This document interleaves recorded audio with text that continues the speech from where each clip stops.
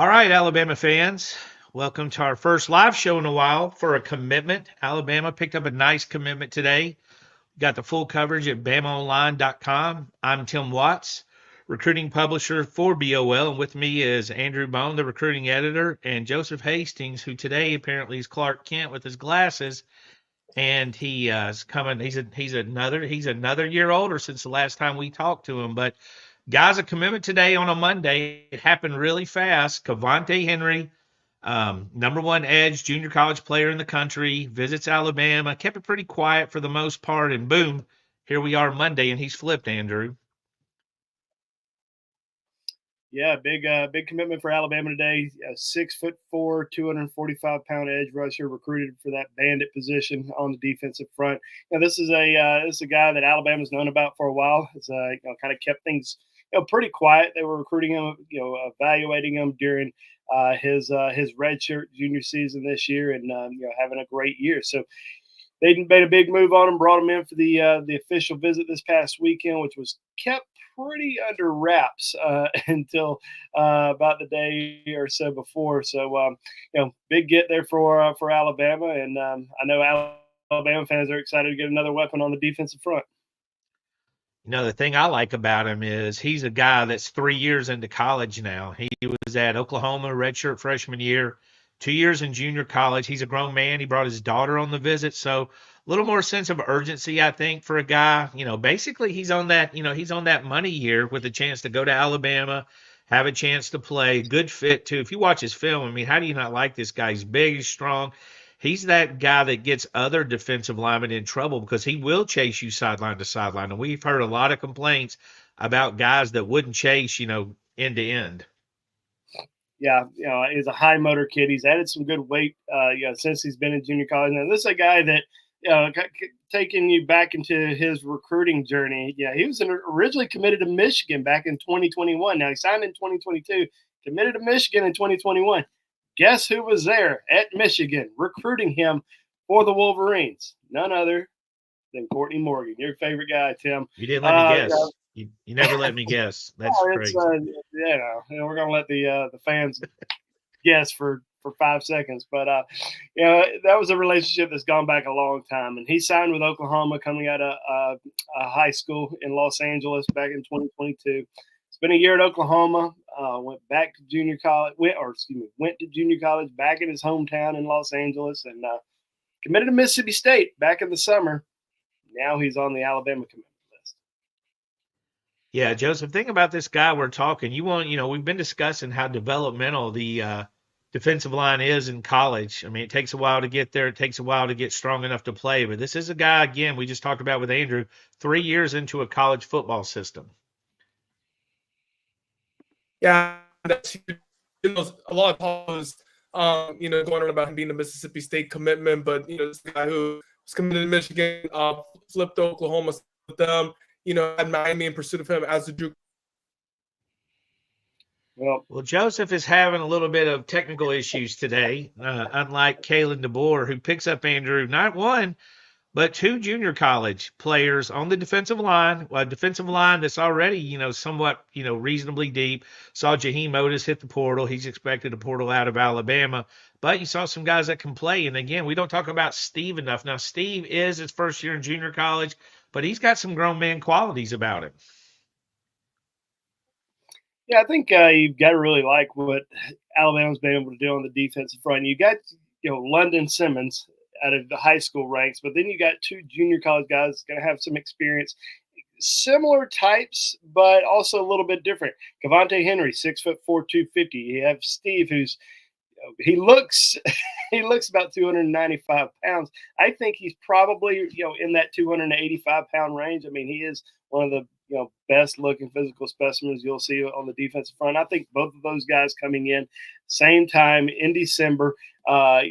That's a really good defensive line class to go along with London Simmons. And everybody's been really worried about what's Alabama going to be able to do up front in this year's class. And they've been able to secure two junior college guys, not just two junior college guys, two guys that are ranked in the top 3 overall in the junior college ranks. Plus you add London Simmons.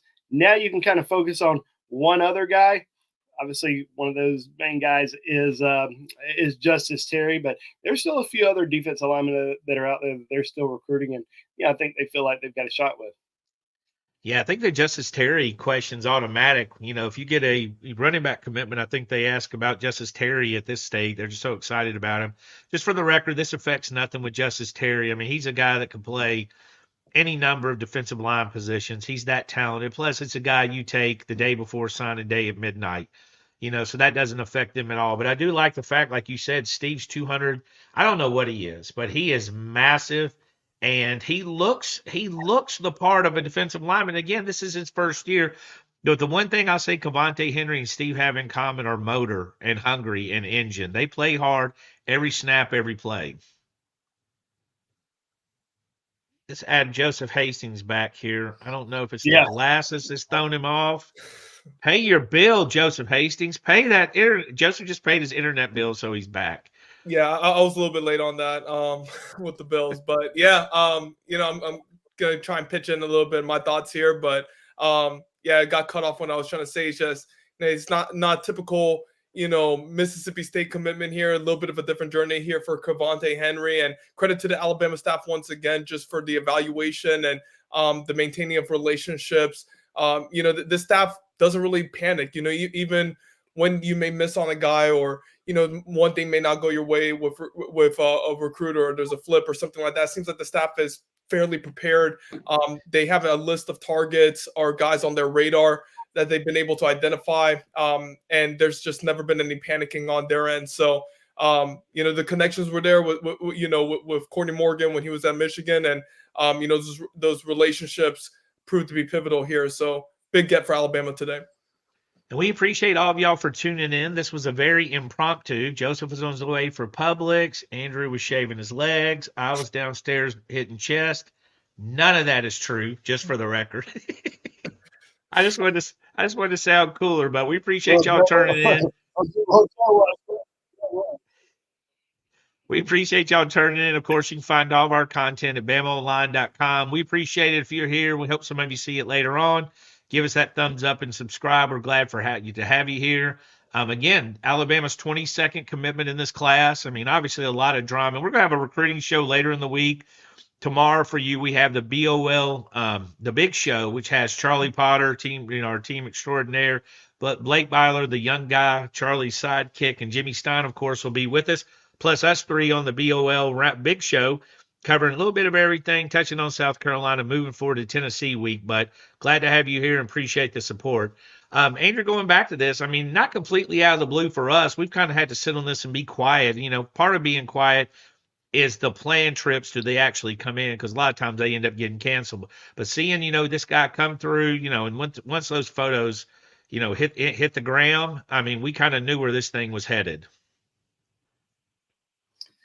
Yeah, there's certain situations where colleges like to keep things pretty tight-lipped and pretty quiet. If they're heavily pursuing somebody, a lot of times they don't want other schools to know, because they don't want other schools to jump on them, try to recruit them, just as hard, and try to get them on official visits before they make a decision. I think this is a situation that's kind of gone back a little bit between Alabama and Kavante Henry. I think they have known for a while that they had a really good chance to flip him once he stepped on campus. They really liked his film. They liked, the relationship aspect. They've known him. I mean, Courtney Morgan's known him, and that's pretty important in the when Alabama's recruiting you. How well does Courtney Morgan know you? And he knows him. He's known him for the last few years. So we did have to keep it pretty quiet leading up to the weekend visit. But once those official visit photos got out there, obviously it hit the wire. And again, we'll encourage you guys to, form your own opinions. I think the most short-sighted people in the world are the ones who said, oh, he was committed to Mississippi State. He was also committed to Michigan and Oklahoma. Venables is a pretty good eye. I mean, this isn't just, hey, he's committed. I mean, we heard this with Keon Russell, SMU commit, which is ridiculous. We heard it with Luke Metz. You know what shut Luke up? About Luke was he got a Georgia and an Oregon offer and a full court press. So maybe the offer list isn't the end-all be-all, and maybe who they're committed to just doesn't damn matter. I mean, you look at the NFL when they're calling out names, they come from every school, don't they, Joseph? They absolutely do. And you look at earlier this year, Jackson Lloyd, 3-star prospect, the first offer in that 2025 class for Alabama. Obviously, Dijon Lee was a highly recruited prospect. He was one of the early offers too. But I think the thing about the staff that they've shown is they have a good eye for talent. They've been able to, evaluate well. You look at London Simmons, at the end of May, didn't really have a heavy offer list before Alabama came calling. Even recently looking at the 2026 class with someone like a Nolan Wilson, who ended up getting nearly a dozen Power 4 offers in the week after Alabama offered him. The Bama staff has just done a good job with their evaluations, being able to see guys in person, making the push when they need to. And they've been really thorough with the process as well. Jacob Brooks, thank you for the $1.99. What does this mean for Keon Key next season? I don't think it means anything on it. I don't think they're signing Kavante to get, because it's anything to do with Keon. I mean, nobody really expected Keon to be a big player this year, moving to a new position, being behind some guys that have been there who've really looked good. I think he's just a guy. Now, all the predictions are coming. I saw it on the round table, the BamaOnLine message board. All the predictions are coming. He's transferring. I mean, we hear it every year. You know what? Sometimes you'll be right, but a lot of times you'll be wrong. Nobody knows. The thing about this with Keon, if he was 100% dead set on leaving, why didn't he bounce? Why didn't he announce, he was leaving already like everybody else is doing? And Bama Metcalf makes a pretty good point right here. Maybe developing, maybe, getting him some confidence, maybe letting Keon and Joseph, you know Keon throughout the recruiting process. Tell us a little bit about his mindset. Yeah, one thing about Keon is he's not going to be scared to compete, just because somebody's coming in, with experience at the bandit position. He's not going to be scared to compete against them in practice. He stuck with Alabama through the Nick Saban coaching change, and despite a new defensive system being implemented and having to change to a new position, he stuck with them throughout the entire time. Based on my conversations with people from his camp, he's very comfortable with the process of Alabama's developmental program. And but like you said, Tim, you don't know. You don't know what anyone's thinking at one given moment. But I wouldn't read in a Kavante Henry commitment being the catalyst for Keon Key transferring from Alabama. This is a kid with a strong work ethic. He wants to compete, and we'll just see where it goes from there. The one thing about Andrew that we hear is for some reason, I think fans connect every commitment to something negative revolving somebody else. I mean, obviously, this has nothing to do with Justice Terry. Seldom do you remember many times that they've got a commitment because they felt they were going to lose a guy defensive lineman. It's not like a punter. It's not like a center where you got one of them. I mean, defensive lineman, you get quite a few of them.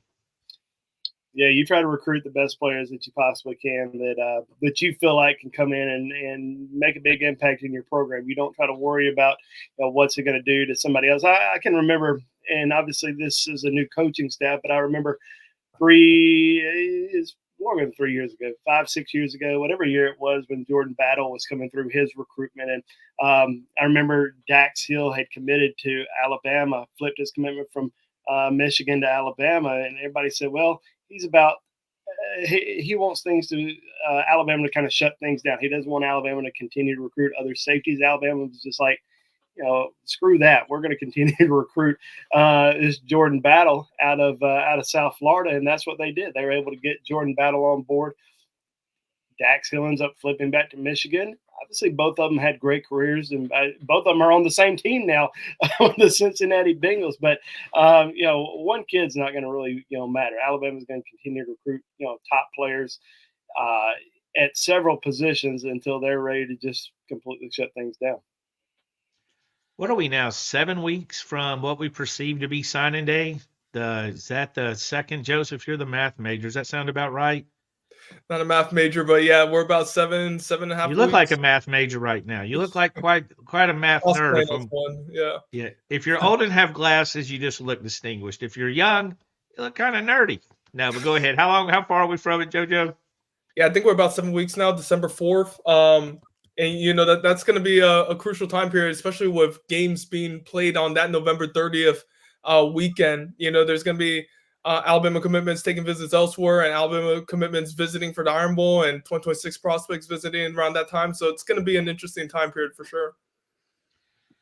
Andrew, anything to say before we get out of here? And again, we appreciate everybody for hopping on. Again, impromptu. We just decided to do a live show. Everybody was heading in different directions, but it's been a minute. Andrew, any thoughts before you get out of here? I mean, nothing too in depth. We'll have our recruiting show later.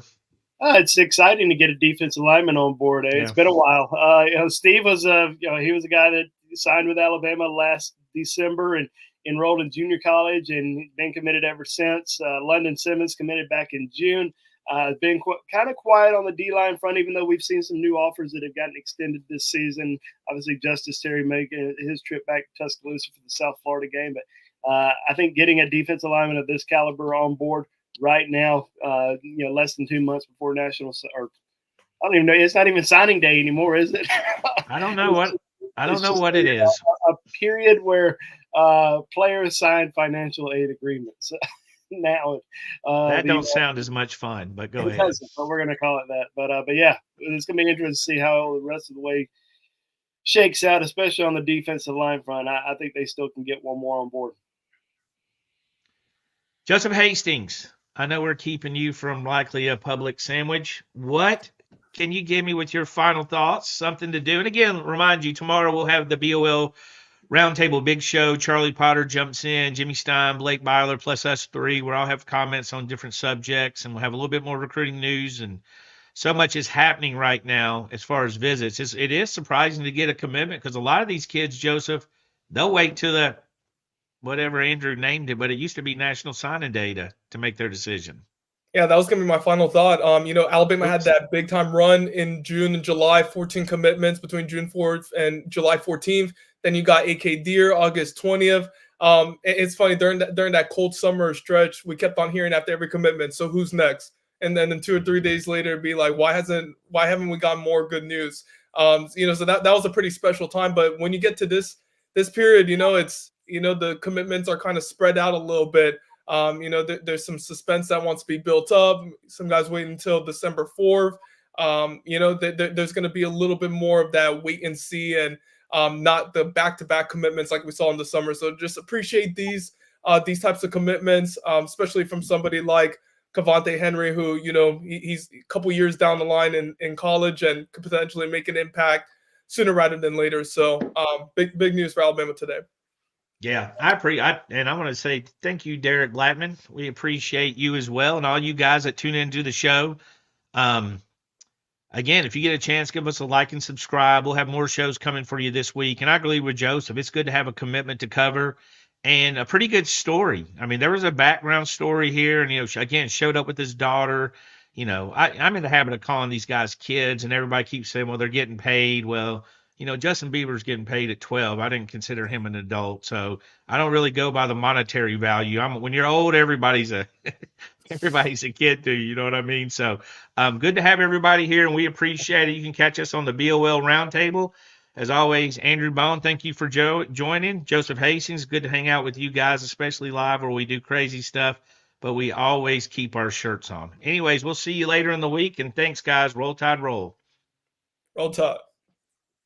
Go, Andrew. Get it in. It'll drive you crazy all week if you don't say Roll Tide. Go. You guys got it. Roll Tide, guys. Thanks for watching.